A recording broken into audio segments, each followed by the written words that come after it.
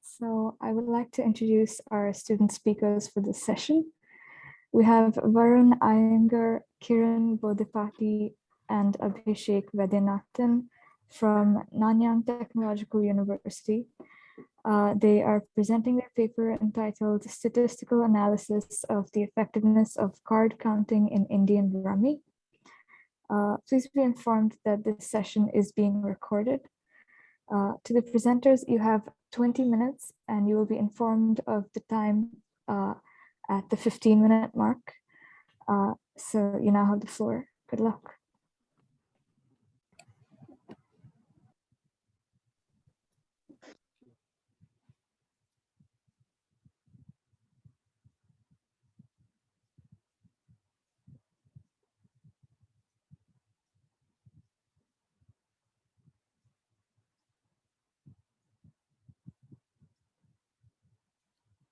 Abhishek, you're muted.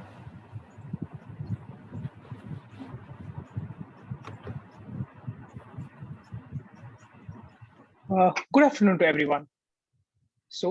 I'm Abhishek, and together we would like to talk about our research interest, statistical analysis on the effectiveness of card counting in Indian Rummy.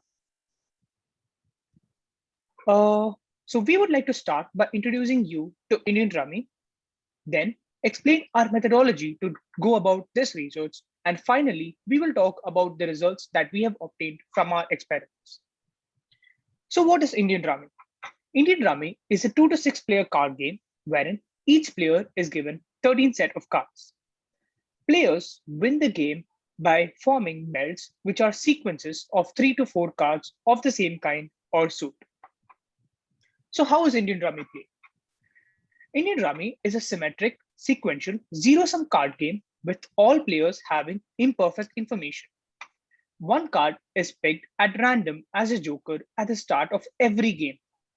The distinctive feature of Joker is that it can be used as any other card in the game. If the Joker is the 8 of spades, then any card with the rank 8 can be substituted as another card. The game also dictates that players must form melds that consist of either a sequence of cards from the same suit or cards from different suits with the same rank.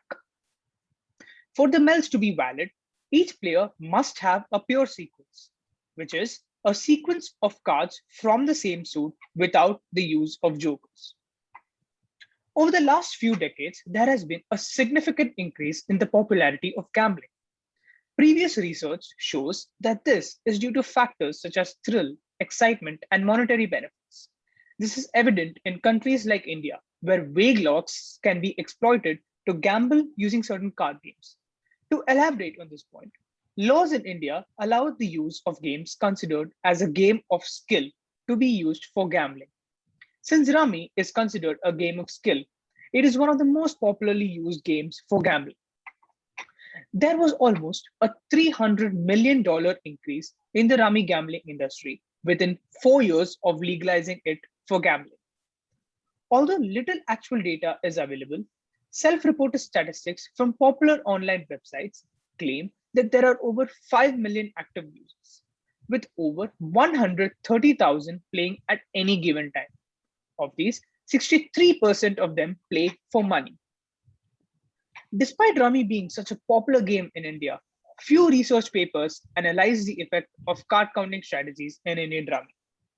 Extensive analysis has been performed in the past regarding the edge provided by card counting strategies in card games such as poker, blackjack, and many more. Therefore, our study aims to provide exploratory analysis on the effects of card counting and Rummy. So what is card counting? Card counting is a strategy used to predict if the next hand would give an added advantage to the player. In Rummy, players' decisions involve picking up or dropping cards. Since only cards picked up or dropped to the discard pile are known, this knowledge can be used to determine the cards that the opponent holds. Now that we have talked about what is card counting and how it may affect gameplay, we hypothesize that card counting would increase the win rate. Next, even though card counting strategies can help increase the number of points per win, it can also lead to losing more points per loss. We think that this strategy follows a high risk, high reward strategy. Finally, this strategy may lead to an increase in the average number of turns required to complete the game. Now that we have talked about our research interests, I would like to pass on my time to Kiran to discuss more about our methodology for going about this research. Thank you, Abhishek. I will now talk to you about the scope of our study and the methodology we followed to collect our data. For the purpose of this experiment, we focused on the two-player variant of Indian Rummy. It contains one pack of cards, which contains two jokers. Since we had to simulate multiple games to collect our experimental data, we made use of a programmed model, which contains two parts. One is the system that is used to keep track of the state of the game, and the other is the intelligent agents, or the players that will actually play the game of Rummy. The agents over here do not employ any learning strategies and rather follow a heuristic-based algorithm. This provides the advantage of having a clear distinction between the basic strategy as compared to a card counting strategy, which I will go through in detail in a later slide. Further, using a heuristic-based algorithm also ensures that there is consistency, reproducibility, and transparency in the models that we create. As I mentioned earlier, the system is used to keep track of the state of the game.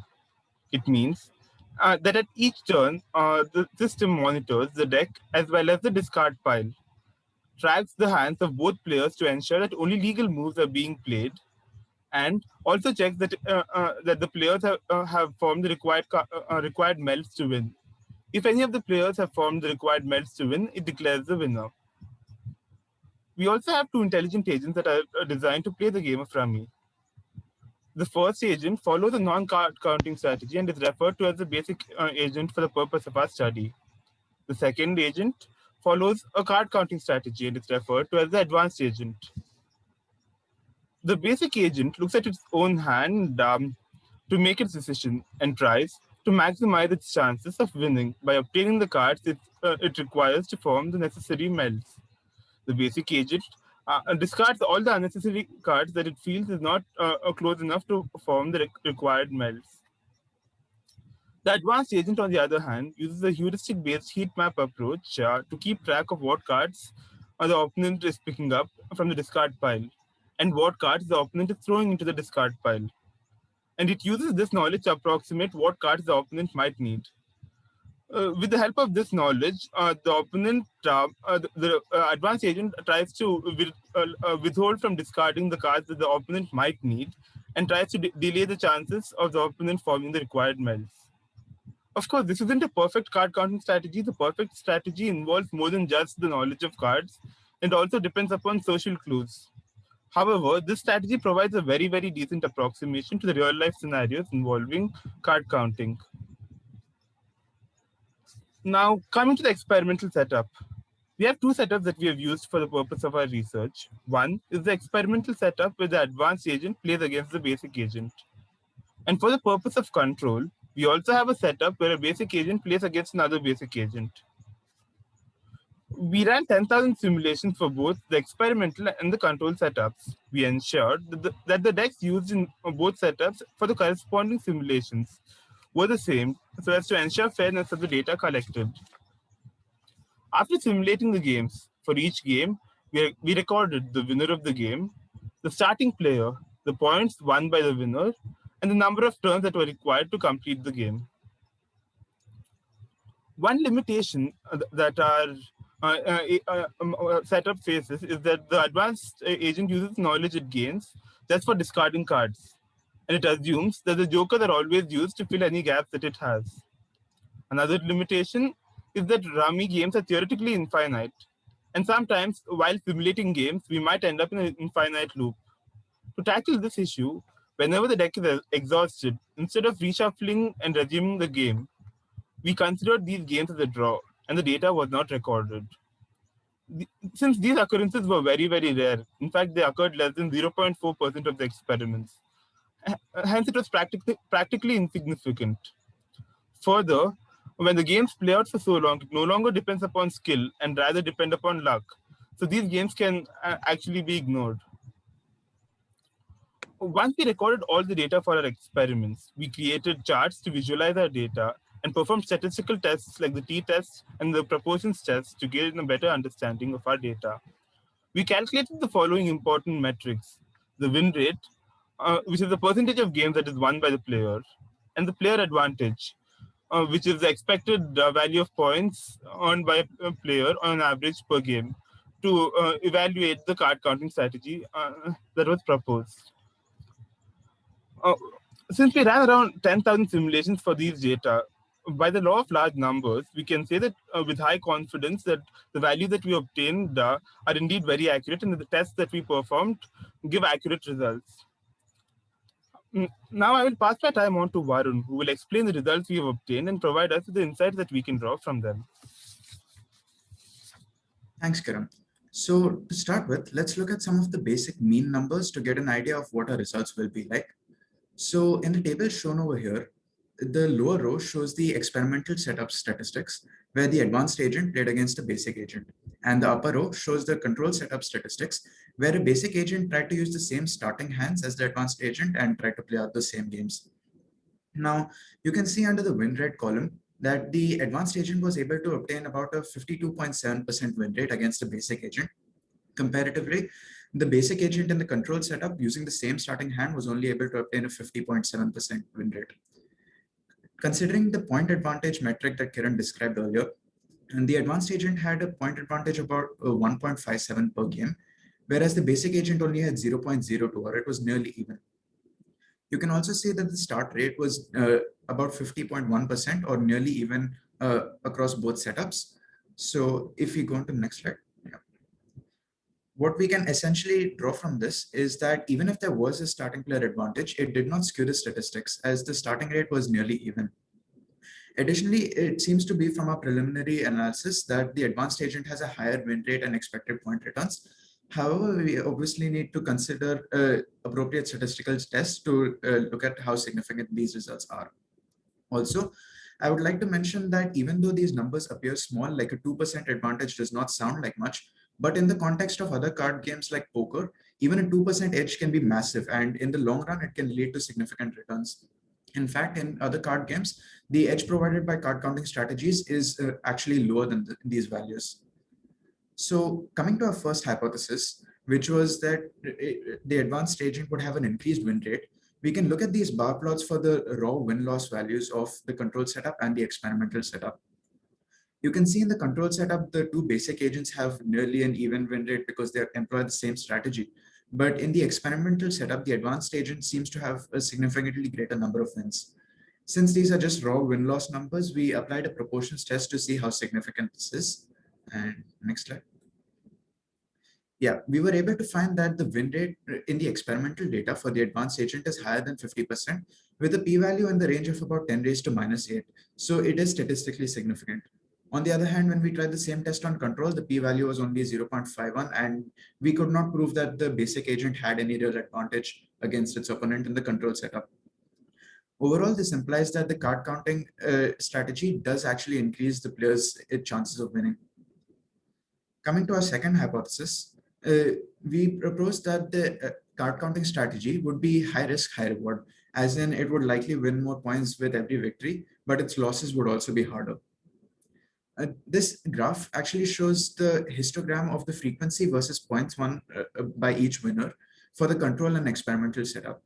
And even though you may see some minor differences in the individual bars for each agent, you can see that the overall distribution of the points is approximately the same.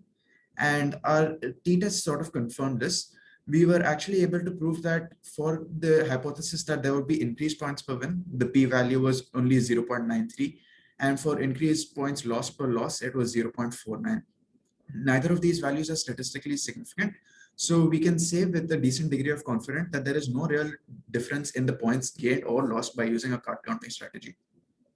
What this implies is that even though there is no real added risk by using the card counting strategy, there is also no additional reward in terms of points per game. However, the card counting strategy still provides an increased win rate. So overall, the advantage metric that Kiran described earlier appears to be more positive. Coming to our final hypothesis, we propose that there would be an increased game length because the advanced agent tries to restrict the cards that the opponent needs, and hence it would likely take the opponent longer to form melts even in the games that they want. Surprisingly, though, if you look at the box plots over here for the number of turns taken for each winner in the control and experimental setup, it seems that the box plots are slightly lower in the experimental setup. And when we check the significance using t-test, we were surprised to find that even though the advanced agent does take more turns to win than its opponent with a p-value of 0.047, games that involve it still end up ending faster with a p-value of 0.0004.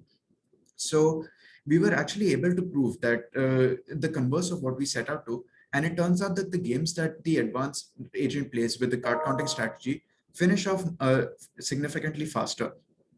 This is actually advantageous to a player using a card counting strategy, because this means that in the same amount of time, they can play more games. And this means that if their expected earnings are positive, they can converge faster to these expected earnings in the long run. So to conclude, we were able to determine that the card counting strategy in Indian Rummy leads to increased win rates without any real added risk. And as a bonus, it also allows for convergence to the expected earnings faster. We must also remember that these are simulated results, and a lot more goes on into the game of Indian Rummy than just like statistical advantages based on the cards that you start with and the strategies that you employ. For example, inexperienced players tend to play very impulsively, whereas an experienced player would be aware of this and would be able to capitalize on such mistakes. They may even analyze their opponent's behavioral patterns and read them to be able to push their own win rates beyond 60%. As such, we would like discourage new players to rummy from gambling with it before they actually pick up the necessary skills to do so. Due to the easy access of online rummy in India, many people view it as a way of earning quick cash on the side with just a little bit of luck on their hands, and they end up making losses. I think our experimental results show that there is actually a significant difference in the win rates if you use a card counting strategy, and thus players who just go into the game hoping to win by luck are expected to uh, they will only have losses in the long run. Future results could focus on analyzing the game with more players, since it's a 2 to 6 player card game, and often games are played with more players as well.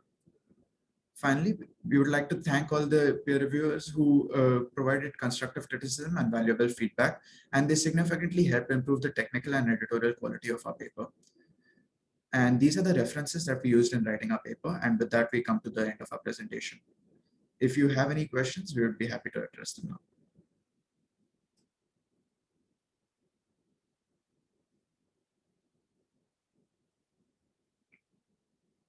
Thank you to our presenters, Abhishek, Varun, and Kiran. The floor is now open to questions from the audience, so please type them into the Zoom chat and the presenters will address them.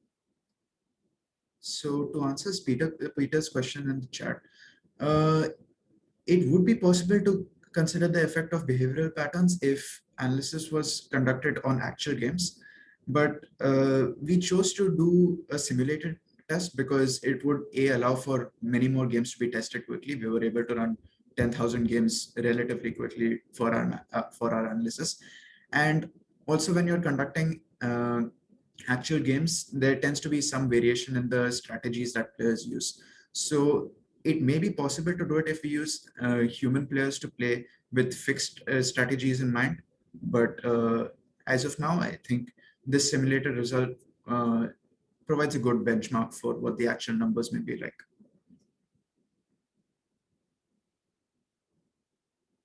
Does that answer your question?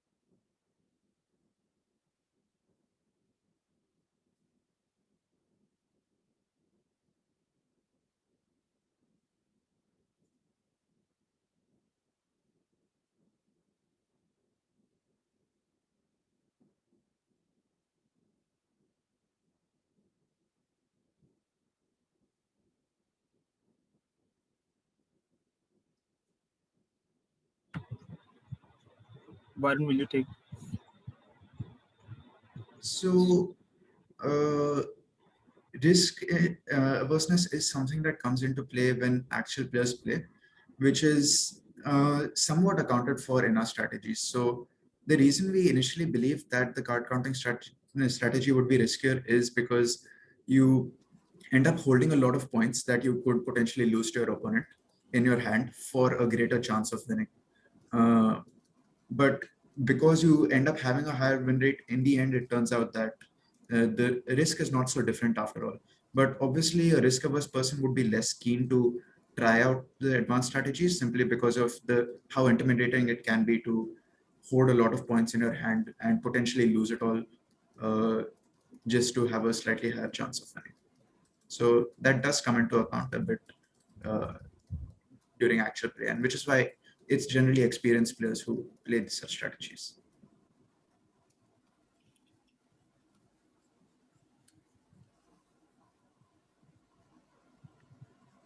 Okay, so since our time is coming to an end, the floor is now closed to questions from the audience. I would like to thank our presenters and also the audience for attending and participating. The next event is another student presentation. You can access the Zoom link on Whova. So please head there to find how to attend that event. Thank you.